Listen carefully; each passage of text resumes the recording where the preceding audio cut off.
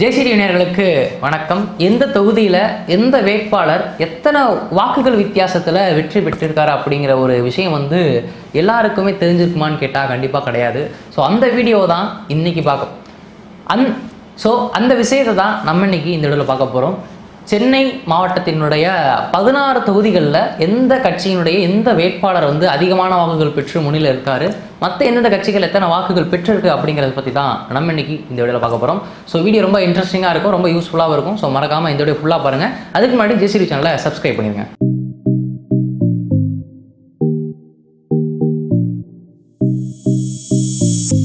சென்னை மாவட்டத்தில் கிட்டத்தட்ட 16 தொகுதிகள் இருக்குது. அதில் முதல் தொகுதியாக நம்ம பார்க்க போகிறது திருவொற்றியூர் தொகுதி. இந்த திருவொற்றியூர் தொகுதியில் அண்ணா திராவிட முன்னேற்ற கழகத்தை சார்ந்த குப்பன் அவர்கள் 3வது இடத்துல கிட்டத்தட்ட 28,320 வாக்குகள் பெற்று 3வது இடத்துல இருக்காரு. அடுத்ததாக communist party of India marxist கட்சி திமுகவுடைய கூட்டணியில் இருக்கிறது. இவர் 56,503 வாக்குகள் பெற்று 2வது இடத்துல இருக்காரு.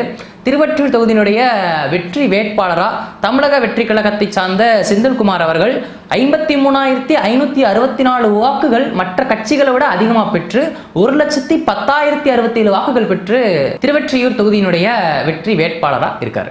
டாக்டர் ராதாகிருஷ்ணன் நகர் தொகுதியில் 3வது இடத்துல அண்ணா திராவிட முன்னேற்ற கழகத்தை சார்ந்த RS ராஜேஷ் அவர்கள் 26,892 வாக்குகள் பெற்று 3வது இடத்துலையும், திராவிட முன்னேற்ற கழகத்தை சார்ந்த ஜான் எபினேசர் அவர்கள் 48,132 வாக்குகள் பெற்று 2வது இடத்துலையும், தமிழக வெற்றி கழகத்தை சார்ந்த மேரி வில்சன் அவர்கள் 49,668 வாக்குகள் மற்ற கட்சிகளை விட அதிகமாக பெற்று கிட்டத்தட்ட 97,800 வாக்குகள் பெற்று டாக்டர் ராதாகிருஷ்ணன் நகர் தொகுதியினுடைய வெற்றி வேட்பாளராக இருக்கார்.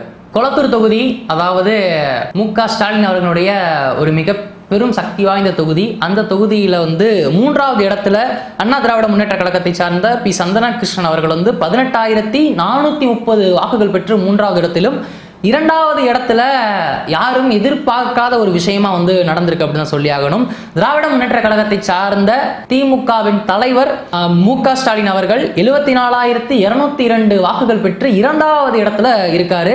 கொளத்தூர் தொகுதியினுடைய வெற்றி வேட்பாளரா தமிழக வெற்றி கழகத்தை சார்ந்த VS பாபு அவர்கள் 8,795 வாக்குகள் மற்ற கட்சிகளை விட அதிகமாக பெற்று கிட்டத்தட்ட 82,997 வாக்குகள் பெற்று கொளத்தூர் தொகுதியினுடைய வேட்பாளராக VS பாபு அவர்கள் இருக்கார்.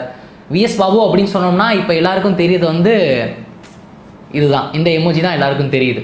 ஆனால் ஒரு வருத்தமான விஷயம் என்ன அப்படின்னா, கொளத்தூர் தொகுதியினுடைய வேட்பாளர் அப்படின்னு சொன்னாலே எல்லாருக்கும் ஸ்டாலின் அப்படி தான் ஞாபகம் வரும். பட் ஆனால் அவரே பின் தள்ளி தமிழக வெற்றி கழகத்தை சார்ந்த VS பாபு அவர்கள் வந்தது எல்லாருக்குமே ஒரு ஆச்சரியம் தரக்கூடிய ஒரு விஷயமா தான் இருந்துச்சு. வில்லிவாக்கம் தொகுதியில் 3வது இடத்துல அண்ணா திராவிட முன்னேற்ற கழகத்தை சார்ந்த விஜயகுமார் அவர்கள் 19,338 வாக்குகள் பெற்று 3வது இடத்திலையும், திராவிட முன்னேற்ற கழகத்தை சார்ந்த கார்த்திக் மோகன் அவர்கள் 49,143 வாக்குகள் பெற்று 2வது இடத்திலையும், வில்லிவாக்கம் தொகுதியினுடைய வெற்றி வேட்பாளராக தமிழக வெற்றி கழகத்தை சார்ந்த ஆதவ் அர்ஜுனா அவர்கள் 17,302 வாக்குகள் மற்ற கட்சிகளோட அதிகமாக பெற்று 66,445 வாக்குகள் பெற்று வில்லிவாக்கம் தொகுதியினுடைய வெற்றி வேட்பாளராக இருக்காரு. ஆதவ் அர்ஜுனா நமக்கு எல்லாருக்குமே தெரியும், டிவிக்கில ஒரு சிறப்பாக செயல்பட்டு இருக்கக்கூடிய ஒரு மிகச்சிறந்த ஒரு தொண்டர் அப்படின்னு சொல்லலாம். வில்லிவாக்கம் தொகுதியில் இவர் வெற்றி பெறுவார் அப்படின்னு எல்லாருமே எதிர்பார்த்த ஒரு விஷயம்தான்.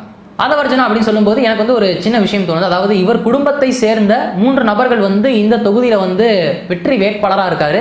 அதே மாதிரி புதுச்சேரியில் NDA கூட்டணியில் ஒரு வெற்றி வேட்பாளர் இவருடைய சொந்தக்காரங்களாக இருக்காங்க அப்படிங்கிற விஷயம் குறிப்பிடத்தக்கது. ஸோ ஹாட்ரிக் வெற்றி தான் இவங்களோட குடும்பத்துக்கு. திருவிக நகர் தொகுதியில் 3வது இடத்துல அண்ணா திராவிட முன்னேற்ற கழகத்தை சார்ந்த பொற்கொடி ஆம்ஸ்ட்ராங் அவர்கள், ஆம்ஸ்ட்ராங்கினுடைய மகள் அப்படின்னு நினைக்கிறேன், அவங்க 23,304 வாக்குகள் பெற்று 3வது இடத்துல இருக்காங்க. திராவிட முன்னேற்ற கழகத்தை சார்ந்த KS ரவிச்சந்திரன் அவர்கள் 46,792 வாக்குகள் பெற்று 2வது இடத்திலையும், திருவிக நகர் தொகுதியினுடைய வெற்றி வேட்பாளராக தமிழக வெற்றி கழகத்தை சார்ந்த MR பல்லவி அவர்கள் 22,333 வாக்குகள் மற்ற கட்சியோடு அதிகமாக பெற்று 69,125 வாக்குகள் பெற்று திருவிக நகர் தொகுதியினுடைய வெற்றி வேட்பாளராக MR பல்லவி அவர்கள் இருக்காங்க. எக்மோர் தொகுதியில அண்ணா திராவிட முன்னேற்ற கழகத்தை சார்ந்த அபிஷேக் அவர்கள் 18,191 வாக்குகள் பெற்று 3வது இடத்திலையும், திராவிட முன்னேற்ற கழகத்தை சார்ந்த தமிழன் பிரசன்னா 43,097 வாக்குகள் பெற்று 2வது இடத்திலையும், எக்மோர் தொகுதியினுடைய வெற்றி வேட்பாளரா ராஜ்மோகன் அவர்கள் தமிழக வெற்றி கழகத்தை சார்ந்தவர். இவர் 10,804 வாக்குகள் மற்ற கட்சிகளை விட அதிகமாக பெற்று 53,901 வாக்குகள் பெற்று எக்மோர் தொகுதியினுடைய வெற்றி வேட்பாளரா ராஜ்மோகன் அவர்கள் இருக்காரு. ராஜ்மோகன் அவர்கள் அப்படின்னு சொல்றப்ப டிவிகேல ஒரு ஒன் ஆஃப் தி மீடியால தெரியக்கூடிய, டிவிகே ரெப்ரசன்ட் பண்ணி மீடியால தெரியக்கூடிய ஒரு பிரசித்தி பெற்ற நபர் அப்படின்னா ராஜ்மோகன் அப்படின்னு சொல்லுவோம். ஸோ இவர் இவரோட உழைப்பு கிடைச்ச ஒரு நல்ல வெற்றி அப்படின்னே சொல்லலாம். ராயபுரம் தொகுதியில அண்ணா திராவிட முன்னேற்ற கழகத்தை சார்ந்த ஜெயக்குமார் அவர்கள் 18,420 வாக்குகள் பெற்று 3வது இடத்திலையும், திராவிட முன்னேற்ற கழகத்தை சார்ந்த சுபைர் கான் அவர்கள் 44,842 வாக்குகள் பெற்று 2வது இடத்திலையும், ராயபுர தொகுதியினுடைய வெற்றி வேட்பாளரா தமிழக வெற்றி கழகத்தை சார்ந்த KV விஜய் தாமு அவர்கள் 14,249 வாக்குகள் மற்ற கட்சிகளோடு அதிகமாக பெற்று 59,091 வாக்குகள் பெற்று ராயபுரம் தொகுதியினுடைய வெற்றி வேட்பாளரா இருக்காரு. சென்னையினுடைய ஒரு முக்கியமான தொகுதி, முக்கிய ஆட்களை அங்க ஒரு வேட்பாளராக நிற்கிற ஒரு தொகுதி அப்படின்னா ஹார்பர் அப்படின்னு சொல்லலாம். ஸோ இந்த ஹார்பர் தொகுதியில் அண்ணா திராவிட முன்னேற்ற கழகத்தை சார்ந்த மனோகர் அவர்கள் 17,256 வாக்குகள் பெற்று 3வது இடத்திலையும், தமிழக வெற்றி கழகத்தை சார்ந்த சினோரா PS அசோக் அவர்கள் 33,504 வாக்குகள் பெற்று 2வது இடத்திலையும், ஹார்மோர் தொகுதியினுடைய வெற்றி வேட்பாளரா திராவிட முன்னேற்ற கழகத்தை சார்ந்த PK சேகர் பாபு அவர்கள் 11,750 வாக்குகள் மற்ற கட்சிகளோட அதிகமாக பெற்று கிட்டத்தட்ட 45,254 வாக்குகள் பெற்று ஹார்பர் தொகுதியினுடைய வெற்றி வேட்பாளராக இருக்காரு. PK சேகர் பாபு அப்படின்னு சொல்லும்போது அவரை பற்றி தெரியாத மனுஷங்களே தமிழ்நாட்டில் இருக்க மாட்டாங்க.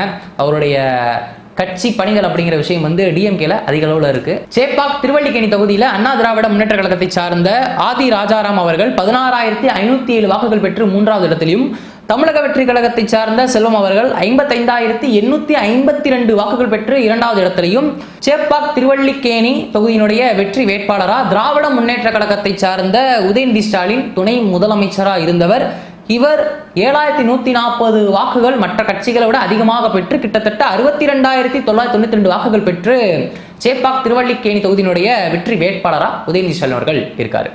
ஸோ இவர் ஒரு துணை முதலமைச்சர் அப்படிங்கிறப்ப இவருக்கு கிடைத்த ஒரு வரவேற்பு அப்படிங்கிறது எதிர்பார்த்த ஒரு விஷயம்தான். ஆனால் எதிர்பாராத விஷயமா முதலமைச்சருடைய தொகுதியில் கொளத்தூரில் அவர் தோல்வி அடைந்தது யாருமே எதிர்பார்க்காத ஒரு விஷயம். 1000 லைட்ஸ் தொகுதியில் அண்ணா திராவிட முன்னேற்ற கழகத்தை சார்ந்த வளர்மதி அவர்கள் 23,320 வாக்குகள் பெற்று 3வது இடத்திலையும், திராவிட முன்னேற்ற கழகத்தை சார்ந்த எழிலன் நாகநாதன் அவர்கள் 43,824 வாக்குகள் பெற்று 2வது இடத்திலையும், தமிழக வெற்றி கழகத்தை சார்ந்த பிரபாகரன் அவர்கள் 1000 லைட்ஸ் தொகுதியினுடைய வெற்றி வேட்பாளராக முதல் இடத்தை பிடிச்சிருக்காரு.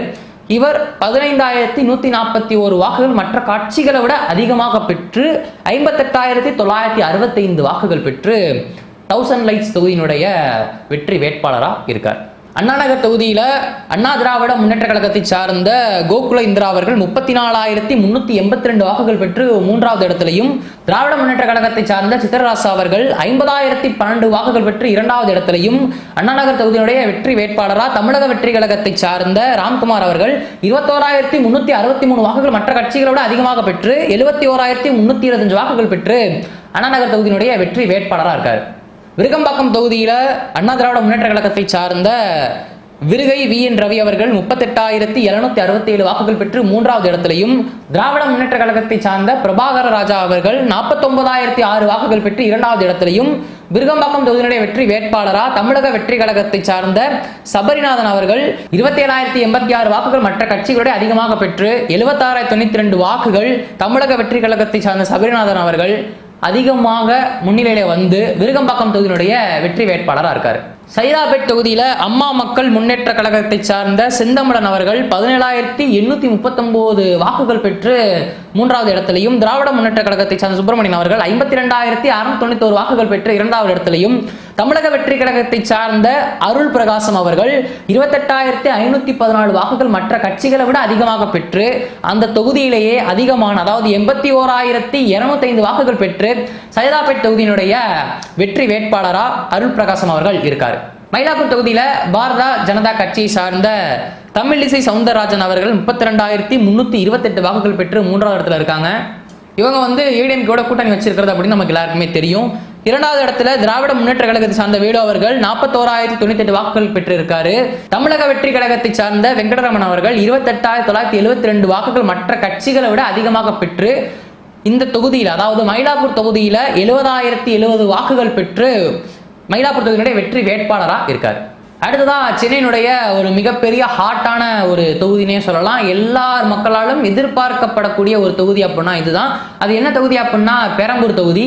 பெரம்பூர் தொகுதியில பாட்டாளி மக்கள் கட்சியை சார்ந்த எம் திலகபாமா அவர்கள் வெறும் 8,561 வாக்குகள் பெற்று 3வது இடத்திலையும், திராவிட முன்னேற்ற கழகத்தை சார்ந்த ஆர்.டி. சேகர் அவர்கள் 66,650 வாக்குகள் பெற்று 2வது இடத்திலையும், பெரம்பூர் தொகுதியினுடைய வெற்றியாளரா வெற்றி வேட்பாளரா தமிழக வெற்றி கழகத்தை சார்ந்த சி ஜோசப் விஜய் அவர்கள் 53,215 வாக்குகள் மற்ற கட்சிகளை விட அதிகமாக பெற்று அந்த தொகுதியில கிட்டத்தட்ட 1,20,365 வாக்குகள் பெற்று பெரம்பூர் தொகுதியினுடைய வெற்றி வேட்பாளராகவும் தமிழக வெற்றி கழகத்தின் தலைவர் சி ஜோசப் விஜய் அவர்கள் வந்து வெற்றியாளராக இருக்காரு. இவர் வந்து தமிழகத்தினுடைய முதலமைச்சர் அப்படிங்கிற பதவிக்கு தேர்வு செய்யப்பட்டுள்ளார் அப்படிங்கிறது வந்து ஒரு குறிப்பிடத்தக்க விஷயம். ஆனா இவர் வந்து 2 தொகுதியில வந்து இருக்காரு அப்படின்னு வந்து நம்ம எல்லாருக்குமே தெரியும். திருச்சி கிழக்குல இருக்காரு. ஸோ அப்படிங்கிற 2 தொகுதியும் இவர் வந்து வெற்றி பெற்றிருக்காரு அப்படிங்கிற விஷயம் நமக்கு தெரிய இருக்கு. அப்படி இருக்கிறப்ப இவர் வந்து இதே ஒரு தொகுதியை வந்து விட்டு கொடுத்து தான் ஆகணும் அப்படிங்கிறப்ப அவர் எந்த தொகுதியை விட்டு கொடுப்பாரு அப்படின்னு தெரியல. உங்களுக்கு ஏதாச்சும் ஒரு ஐடியா இருந்துச்சு அப்படின்னா கீழே கமெண்ட் பண்ணுங்க, தெரிஞ்சுக்கலாம். ஸோ சென்னை மாவட்டத்தில் பார்த்தீங்க அப்படின்னா கிட்டத்தட்ட 16 தொகுதிகள் இருக்கு. அந்த 16 தொகுதிகளையும் உங்ககிட்ட சொல்லியாச்சு. உங்களுக்கு வேற ஏதேனும் தொகுதிகள் வேணும் அப்படின்னா கீழே கமெண்ட் பண்ணுங்க. அதுக்கான வீடியோஸும் உங்களுக்கு கண்டிப்பா அவைலபிளா இருக்கும். இல்ல அப்படின்னா 234 தொகுதியை பத்தின முழு தகவலும் எங்கள் சேனல் கிட்ட இருக்கு. ஸோ மறக்காம எங்க சேனல் சப்ஸ்கிரைப் பண்ணி எல்லா தொகுதியும் நடக்கக்கூடிய அந்த ஓட்டிங் லிஸ்ட் எவ்வளவு இருக்கு, யார் முன்னிலையில் இருக்கா, எந்த கட்சி எத்தனை ஓட்டுகள் பெற்றிருக்கு அப்படிங்கிற விஷயம் எல்லாமே வந்து எங்க சேனல்ல இருக்கு. சப்ஸ்கிரைப் பண்ணிட்டு வீடியோவை பார்த்து ஃபுல்லா தெரிஞ்சுக்கோங்க. ஸோ இந்த வீடியோ ரொம்ப யூஸ்ஃபுல்லா இருந்துச்சு அப்படின்னா லைக் பண்ணுங்க, உங்களோட ஃப்ரெண்ட்ஸ் அண்ட் ஃபேமிலிக்கு ஷேர் பண்ணீங்க அப்படின்னா அவங்களும் எந்த தொகுதியில என்னென்ன வாக்குகள் யார் யார் பெற்றிருக்காரு அப்படிங்கிறத தெரிஞ்சுப்பாங்க. நன்றி, வணக்கம்.